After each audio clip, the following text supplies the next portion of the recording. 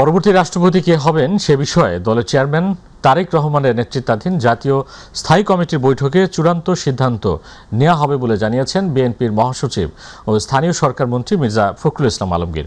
শনিবার দুপুরে বগুড়ার পল্লী উন্নয়ন একাডেমিতে এক অনুষ্ঠানে যোগদান শেষে সাংবাদিকদের প্রশ্নের জবাবে তিনি একথা জানান। এর আগে বগুড়া আরডিএ কর্তৃক আয়োজিত এ সম্মেলনের উদ্বোধনী পর্বের দেশের গ্রামীণ উন্নয়ন, টেকসই পরিকল্পনা গ্রহণ ও নীতি বাস্তবায়নের বিভিন্ন দিক নিয়ে আলোচনা করা হয়।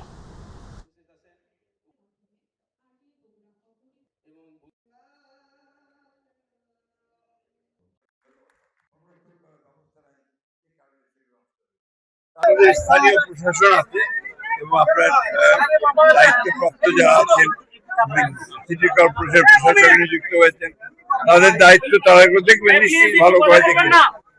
কি করবে, যে সমস্ত সমস্যাগুলো ছিল একদিনে তো আর যাবে না, সময় লাগবে, একটু সব কাটিয়ে ওঠা সম্ভব হবে।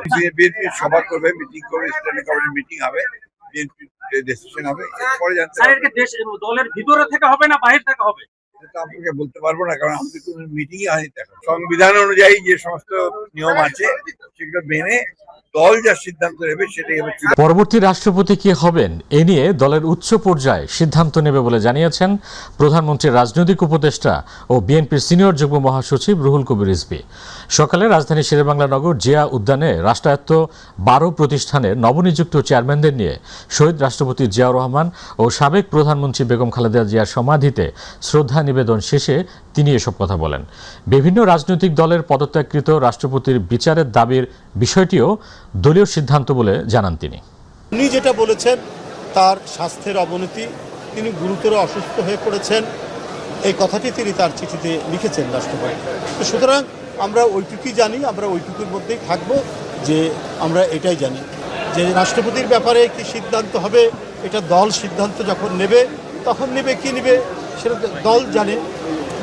উচ্চতর নীতি নির্ধারণী ফোরাম আছে, নির্বাহী কমিটি আছে, সেটা দলের বিষয়। আমি ব্যক্তি মানুষ হিসেবে, দলের সিনিয়র যুগ্ম মহাসচিব হিসেবে শুধু ওইদিকেই বলি যে তিনি পদত্যাগ করেছেন, তার শারীরিক অবস্থার অবনতি হয়। সেপ্টেম্বরের সংসদ অধিবেশনে নতুন রাষ্ট্রপতি নির্বাচিত হবেন। বিশেষ অধিবেশন ডেকে রাষ্ট্রপতি নির্বাচন করার মতো পরিস্থিতি হয়নি বলে জানিয়েছেন আইন, বিচার ও সংসদ বিষয়ক মন্ত্রী মোহাম্মদ আসাদুজ্জামান।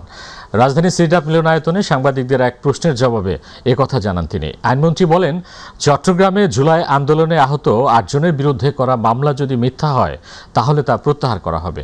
মন্ত্রী জানান, বর্তমানে সীমান্তে এক্সট্রা কিলিং শূন্যের কোটায়। এছাড়া যত বড় রাজনৈতিক নেতাই হোক না কেন, ধর্ষণের মামলা প্রত্যাহার করা হবে না বলেও জানান তিনি।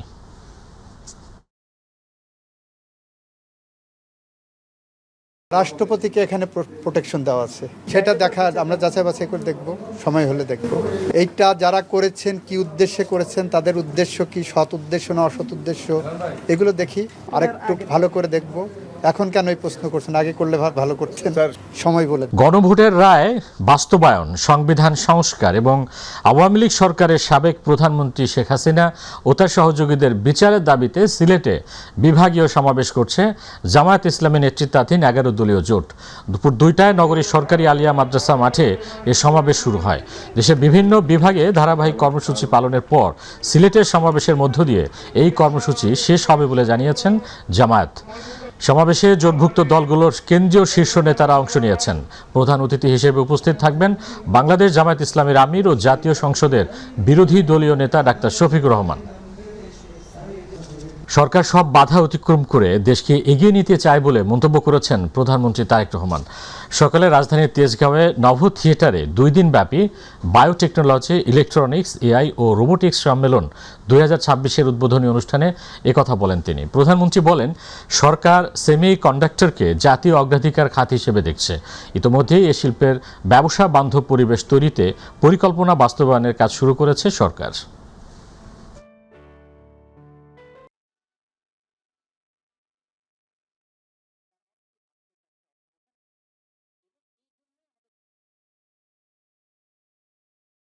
বাংলাদেশের 3000-এরও বেশি সেমিকন্ডাক্টর পেশাজীবী বর্তমানে আমেরিকা, মালয়েশিয়া, দক্ষিণ কোরিয়া, জাপান, সিঙ্গাপুর এবং ইউরোপ সহ বিশ্বের বিভিন্ন দেশের বিভিন্ন বড় বড় প্রযুক্তি কোম্পানি, গবেষণা প্রতিষ্ঠান, বিশ্ববিদ্যালয়, তারা তাদের যোগ্যতার প্রমাণ রেখে চলেছেন।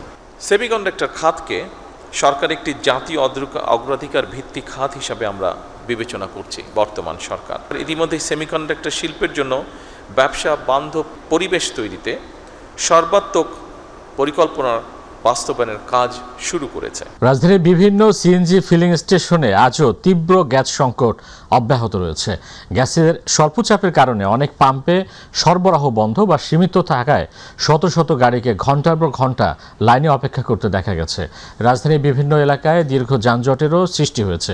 চালকদের অভিযোগ, কয়েক ঘন্টা অপেক্ষার পরও প্রয়োজনীয় পরিমাণ গ্যাস মিলছে না, ফলে যাত্রী পরিবহন ও আয় ব্যাহত হচ্ছে।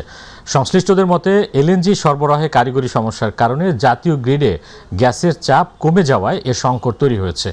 দ্রুত পরিস্থিতি স্বাভাবিক করতে প্রয়োজনীয় পদক্ষেপ নেওয়ার আশ্বাস দিয়েছে সংশ্লিষ্ট কর্তৃপক্ষ। এলএনজি টার্মিনালে কারিগরি ত্রুটির প্রভাব এখন সরাসরি রাজধানীর আবাসিক এলাকায়। দিনের পর দিন গ্যাস না থাকায় রান্না করতে পারছেন না হাজারো পরিবার।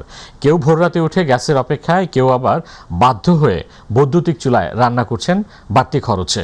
রামপুরা, মালিবাগ ও বনশ্রী ঘুরে দেখেছেন সাদিয়া হক মৌ, আর ক্যামেরায় ছিলেন মনোয়ার হোসেন। রান্নাঘরে হাঁড়ি পাতিল প্রস্তুত, কিন্তু চুলায় নেই আগুন। এলএনজি টার্মিনালে ত্রুটির কারণে গ্যাস সরবরাহ ব্যাহত হওয়ায় রাজধানীর বিভিন্ন আবাসিক এলাকায় চরম ভোগান্তিতে পড়েছেন বাসিন্দারা। সবচেয়ে বেশি দুর্ভোগে পড়েছেন গৃহিণী, শিশু ও বয়স্ক সদস্যরা।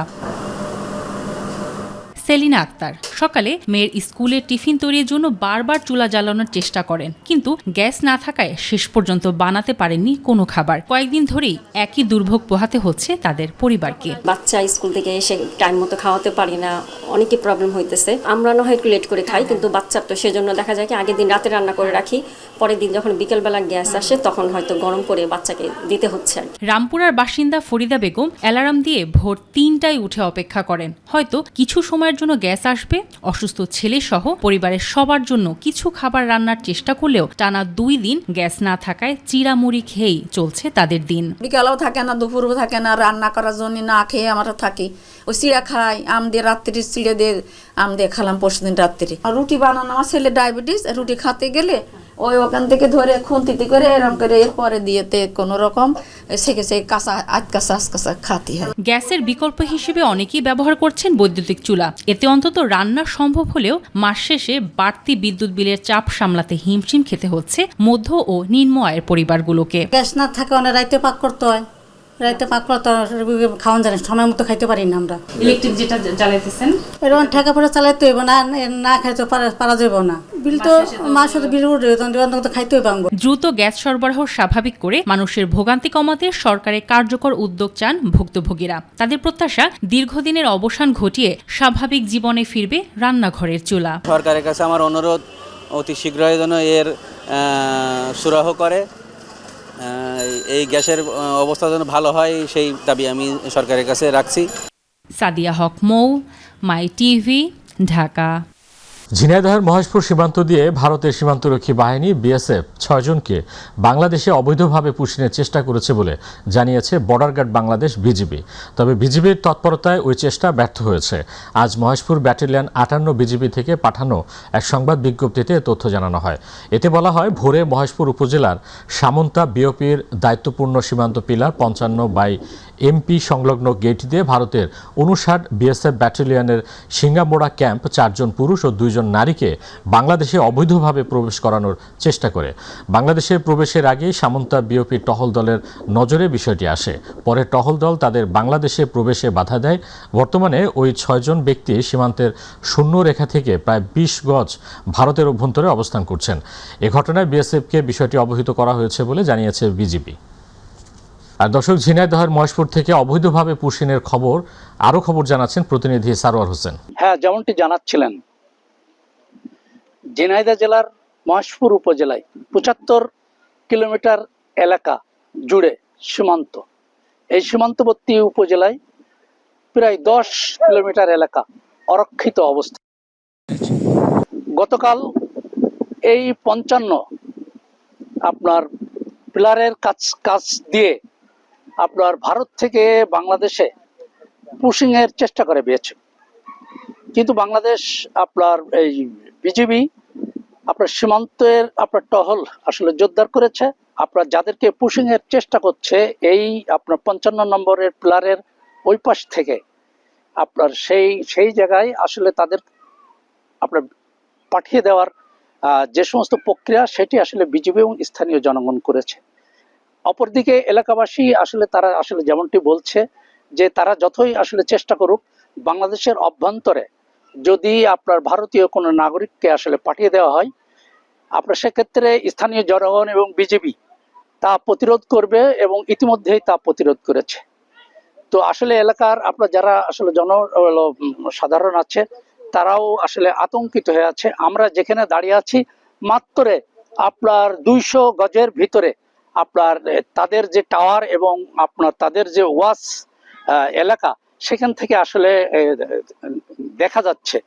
তো এলাকাবাসী আসলে আতঙ্কিত হচ্ছে না এবং বিজেপি শক্ত অবস্থানে থাকার কারণে যে 6 জনকে গতকাল আসলে পুশিং করেছে তাদেরকে আপনার আবারও তার কাটার কাছাকাছি নেওয়া হয়েছে। এই ছিল মহেশপুর উপজেলার 58 বিজিবির সর্বশেষ আসলে তথ্য। সরোয়ার হোসেন। সরোয়ার, আপনাকে ধন্যবাদ। এদিকে দিনাজপুরের বিরামপুর উপজেলার জয়পুরহাট 20 বিজিবি ব্যাটালিয়নের আওতাধীন খিয়ার মামুদপুর সীমান্তে সকালে 9 ভারতীয় নারীকে বাংলাদেশে পুষিনের চেষ্টা চালায় ভারতীয় বিএসএফ। এ সময় এলাকাবাসী বিষয়টি টের পেয়ে স্থানীয় আনসার, ভিডিপি ও বিজিবিকে অবগত করলে তাৎক্ষণিক তারা প্রতিরোধ গড়ে তোলে। ফলে 9 জন মহিলা ভারতে ফেরত যেতে বাধ্য হয়, কিন্তু সেখানে আবারও বিএসএফ তাদের আটকে দেয়। এদিকে পুশিন ঠেকাতে কড়া নজরদারি বাড়িয়েছে বিজিবি। আজ ঢাকাসহ সারা দেশে কোথাও কোথাও হালকা থেকে মাঝারি বৃষ্টিপাত হতে পারে। গত 24 ঘন্টায় ঢাকায় সর্বোচ্চ বৃষ্টিপাত রেকর্ড করা হয়েছে 10 মিলিমিটার এবং সারা দেশে সর্বোচ্চ বৃষ্টিপাত রেকর্ড করা হয়েছে সাতক্ষীরায় 109 মিলিমিটার। 27 তারিখ থেকে সারা দেশে অস্থায়ী দমকা হাওয়া সহ মাঝারি থেকে ভারী বৃষ্টিপাতের সম্ভাবনা রয়েছে, সেই সাথে বজ্রপাতেরও সম্ভাবনা রয়েছে। আজ উপকূলীয় অঞ্চলের সমুদ্র বন্দরগুলোকে 3 নম্বর বিপদ সংকেত দেখানো হয়েছে এবং নদীবন্দরগুলোকে 1 নম্বর সতর্কতা সংকেত দেখাতে বলা হয়েছে। যমুনা নদীর তীব্র ভাঙনে টাঙ্গাইলের গোপালপুর উপজেলার শাখারিয়া এলাকায় নদীরক্ষা বাঁধের একটি অংশ ধসে পড়েছে। এতে ঝুঁকিতে পড়েছে ভুয়াপুর তারাকান্দি আঞ্চলিক সড়ক। আতঙ্কে দিন কাটছে স্থানীয়দের। নিরাপত্তার স্বার্থে বন্ধ রাখা হয়েছে যানবাহন চলাচল। টাঙ্গাইল থেকে মোহাম্মদ রাহান মিয়ার তথ্যচিত্রে বিস্তারিত শবনম অবনী রিপোর্টে। যমুনা নদীর পানি বৃদ্ধি আর তীব্র স্রোতের তোড়ে টাঙ্গাইলের শাখারিয়া এলাকায় নদীরক্ষা বাঁধে দেখা দিয়েছে ভয়াবহ ধস। এতে বাঁধের একটি অংশ নদীগর্ভে বিলীন হওয়ার আশঙ্কা তৈরি হয়েছে। ঝুঁকিতে রয়েছে আঞ্চলিক সড়ক। স্থানীয়দের দাবি, মাসখানেক ধরেই এই এলাকায় যমুনার ভাঙন চলছিল। দুর্ঘটনা এড়াতে স্থানীয়রা সড়কে যানবাহন চলাচল বন্ধ করে দিয়েছেন। ইতোমধ্যে নদীগর্ভে বিলীন হয়েছে বিস্তীর্ণ ফসলি জমি। এই ভাঙ্গা যদি রোধ যদি না করার চেষ্টা করা হয়, এমনকি যদি না করে, তাহলে দেখা যাবে এই যে শুরু হয়েছে রাস্তার পূর্ব পাশে যে বাড়িঘর আছে, এখানে হাজার হাজার বাড়ি, এখানে অতুলনীয় ক্ষতি হয়ে যাবে। এই বাদ যদি হয় তাহলে আমাদের মেলা পড়বো, দুর্যোগে পড়বো। মানে খালি আঙ্গিরা এলাকা না, এই গোপালপুর থানা পর্যন্ত মানে মানুষের ক্ষতি হয়ে যাবে। নদী পাড়ের মানুষ বলছেন, সাময়িক নয়, স্থায়ী নদী শাসনের ব্যবস্থা না হলে প্রতি বর্ষাতেই এমন আতঙ্ক ফিরে আসবে। আতঙ্কে আছি, সারা রাত ঘুম নাই এই বাঁধের জন্য। এবং সরকারের কাছে বাচ্চাই হাজার হাজার কোটি জমি নষ্ট হয়ে যাবে, বাড়িঘর। সরকারের কাছে অনুরোধ জানাই যে এটা যেন দ্রুত এটার কাজ করে, যাতে না ভাঙতে পারে সেই ব্যবস্থা নেয়। এ বিষয়ে জানতে চাইলে পানি উন্নয়ন বোর্ডের নির্বাহী প্রকৌশলী জানান, ভাঙন নিয়ন্ত্রণে রাখতে জরুরি কাজ চলছে। জিও ব্যাগ ডাম্পিং অব্যাহত রাখা হয়েছে। পরিস্থিতি স্বাভাবিক হলে আবারও যান চলাচল শুরু হবে। প্রায় দুপুরের একটু আগে আকস্মিক ভাঙন দেখা দেয়। খবর পেয়ে আমরা তাৎক্ষণিক এই সাইটে উপস্থিত হই। জরুরি ভিত্তিতে আমরা এলাকাটি রক্ষার্থে জিও ব্যাগ ডাম্পিং এর ব্যবস্থা নিই। ভাঙন প্রতিরোধ না হওয়া পর্যন্ত আমরা আমাদের এই কাজ জারি রাখবো। যেহেতু বর্ষাকাল এখনো অতিবাহিত হয়নি, আরো প্রায় 1-1.5 মাস আমাদের এই বন্যাকালীন সময় অতিবাহিত হবে। আমরা এই এলাকাটার উপর সার্বক্ষণিক নজরদারি রাখবো। আমাদের এখানে জিও ব্যাগ স্টকে রাখা আছে। দ্রুত স্থায়ী সমাধানের পাশাপাশি সড়কের যান চলাচল স্বাভাবিক করে দেওয়ার দাবি স্থানীয়দের। শবনম অবনী, মাই টিভি। জুলাইকে অবহেলা ও অস্বীকার করে দেশকে এগিয়ে নেওয়া সম্ভব নয়। বর্তমান সরকার জুলাইয়ের আদর্শ ধারণ করে দেশকে এগিয়ে নিতে কাজ করছে বলে মন্তব্য করেছেন প্রধানমন্ত্রীর প্রতিরক্ষা উপদেষ্টা ব্রিগেডিয়ার জেনারেল অবসরপ্রাপ্ত ডক্টর AKM শামসুল ইসলাম। দুপুরে রাওয়া ক্লাবে জুলাই শহীদ স্মৃতি ফাউন্ডেশন ও রাওয়ার যৌথ উদ্যোগে আয়োজিত ফিরে দেখা জুলাই 2024 শীর্ষক অনুষ্ঠানে তিনি এসব কথা বলেন। অবসরপ্রাপ্ত সেনা সদস্যদের জুলাই আন্দোলনের ভূমিকা জাতি মনে রাখবে বলে মন্তব্য করে তিনি বলেন, মেজর সিনহা বিডিআর হত্যাকাণ্ড সহ সামরিক কর্মকর্তাদের গুম খুনের বিচারের রায় দ্রুত সরকারের কার্যকরের উদ্যোগ নেবে। অবসরপ্রাপ্ত সেনা সদস্যরাও আপনাদের সাথে কাঁধে কাঁধ মিলিয়ে দেশপ্রেমের এবং দায়িত্ববোধ থেকে সবসময় সোচ্চার ছিলেন। আমরা অঙ্গীকারবদ্ধ এবং সর্বোচ্চ চেষ্টা করছি যাতে এই জুলাইয়ের যে আকাঙ্ক্ষা, স্বাধীন সার্বভৌম রাষ্ট্র, যে রাষ্ট্রের দিকে তাকিয়ে কেউ অঙ্গুলি তোলার আগে 10 বার চিন্তা করবে এমন একটা রাষ্ট্র ব্যবস্থা আমরা যাতে তৈরি করতে পারি, এমন একটা প্রতিরক্ষার ব্যবস্থা যাতে তৈরি করতে পারি, যার জন্য আমরা সর্বোচ্চভাবে চেষ্টা করছি। শিক্ষক সমাজে একটি অত্যন্ত সম্মানিত ও মর্যাদাপূর্ণ পেশা, যা জাতি গঠনে প্রধান ভূমিকা পালন করে বলে মন্তব্য করেছেন বাণিজ্যমন্ত্রী খন্দকার আব্দুল মুক্তাদির। বাংলাদেশ শিক্ষক সমিতি সিলেট মহানগর ত্রিবার্ষিক সম্মেলন 2026 অনুষ্ঠানে প্রধান অতিথির বক্তব্যে তিনি একথা বলেন। শিক্ষকদের জীবনমান উন্নয়নে সরকার নানামুখী পদক্ষেপ নিয়েছে বলেও জানান মন্ত্রী।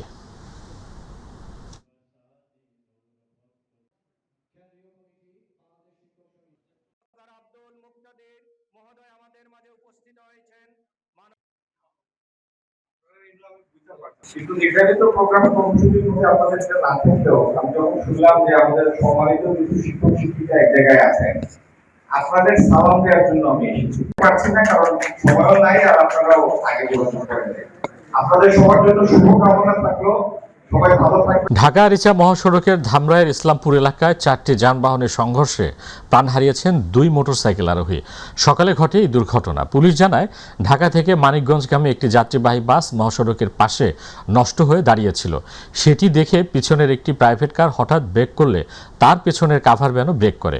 কাভার ভ্যানের পেছনে থাকা 2টি মোটরসাইকেলও গতি কমিয়ে ফেলে।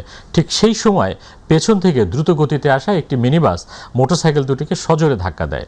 এতে মোটরসাইকেল আরোহীরা গুরুতর আহত হন। স্থানীয়দের সহায়তায় তাদের ধামরাই উপজেলা স্বাস্থ্য কমপ্লেক্সে নেওয়া হলে চিকিৎসাধীন অবস্থায় তাদের দুজনের মৃত্যু হয়। রংপুরের পীরগাছায় নির্মাণাধীন মিনি স্টেডিয়ামের কাজ নিম্নমানের উপকরণ দিয়ে ব্যবহারের অভিযোগ উঠেছে। স্থানীয়দের অভিযোগ, ঢালাইয়ের মাত্র কয়েক দিনের মধ্যেই হাতের টানেই উঠে আসছে কংক্রিট। এ নিয়ে ক্ষোভ ছড়িয়ে পড়েছে এলাকা জুড়ে। প্রতিনিধি মোহাম্মদ খুরশিদ আলমের পাঠানো তথ্য ও চিত্রে বিস্তারিত জানাচ্ছেন জুবাইর রহমান। হাতের টানেই গুঁড়ো হয়ে ভেঙে আসছে কলামের বেসমেন্টের ঢালাই। চাঞ্চল্যকর এ দৃশ্য রংপুরের পীরগাছা উপজেলার ফাকেরের মোড় এলাকায় নির্মাণাধীন মিনি স্টেডিয়ামের। যুব ও ক্রীড়া মন্ত্রণালয়ের অধীনে জাতীয় ক্রীড়া পরিষদের প্রায় 8 কোটি 73 লাখ টাকা ব্যয়ে 3 একর জমির ওপর নির্মাণ করা হচ্ছে পীরগাছা উপজেলা মিনি স্টেডিয়াম। কিন্তু স্থানীয়দের অভিযোগ, কলামের নিচে বেসমেন্টের ঢালাইয়ে ব্যবহার করা হয়নি প্রয়োজনীয় রড। পাথরের পরিবর্তে দেওয়া হচ্ছে নিম্নমানের ইটের খোয়া। তাদের দাবি, ঢালাইয়ের 7 দিন পরও কংক্রিট শক্ত হয়নি, হাত দিলেই উঠে আসছে ঢালাইয়ের অংশ। যে ঢালাইটা এখানে দেওয়া হচ্ছে, এই ঢালাইটা হাত দিয়ে তুললে এমনিতে ভাঙে।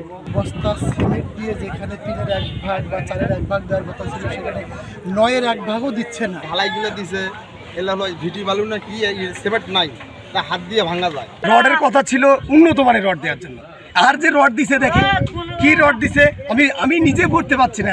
বেশ তো ঢালাই হয়নি আমি সিঁড়ি ঢালাই করছি সমান করার জন্য। সিঁড়ি ঢালাই করবো রড দিয়া, পাথর দিয়া, তখন আর উঠবে না। নিম্নমানের কাজ বন্ধের দাবি জানিয়ে ঠিকাদারকে অনুরোধ করেন স্থানীয়রা। তবে কাজ চলতে থাকায় শুরু হয় উত্তেজনা। এক পর্যায়ে ঠিকাদারের লোকজনের সঙ্গে স্থানীয়দের বাকবিতণ্ডা ও হাতাহাতির ঘটনাও ঘটে। যে বালু আমি দেখেছি, আমরা এই বালুগুলো ফিলিংসে ব্যবহার করি না। জমিকার বরাদ্দ, প্রাক্কলন কত, কিভাবে কাজ হচ্ছে না হচ্ছে বিস্তারিত দেওয়ার পরে বসে আমরা সমস্যার সমাধান করব। এই কাজকে সঠিক সুষ্ঠুভাবে করার জন্য ম্যানিফেস্টোতে যেভাবে আছে সেইভাবে আদায় করার জন্য তাদের এই দাবি চেয়ে আজকে এখানে একটু অনুরোধ করেছিল। অভিযোগের তদন্ত করে মানসম্মত নির্মাণ কাজ নিশ্চিত করার আশ্বাস দিলেন ইউএনও। অনিয়ম বা দুর্নীতি হয়েছে কিনা সেটি প্রমাণ করা সম্ভব হয়নি, তবে আমরা খালি চোখে যতটুকু দেখেছি যে সামান্য অনিয়ম হয়তো হয়েছে, এটার প্রেক্ষিতে এবং এলাকায় আইন শৃঙ্খলা বজায় রাখার জন্য আমরা কাজটি তাৎক্ষণিকভাবে বন্ধ রেখেছি। অন্য নতুন কোনো কাজ করার আগে যেটুকু অনিয়ম হয়েছে সেটি সংশোধন করেই কাজ করব।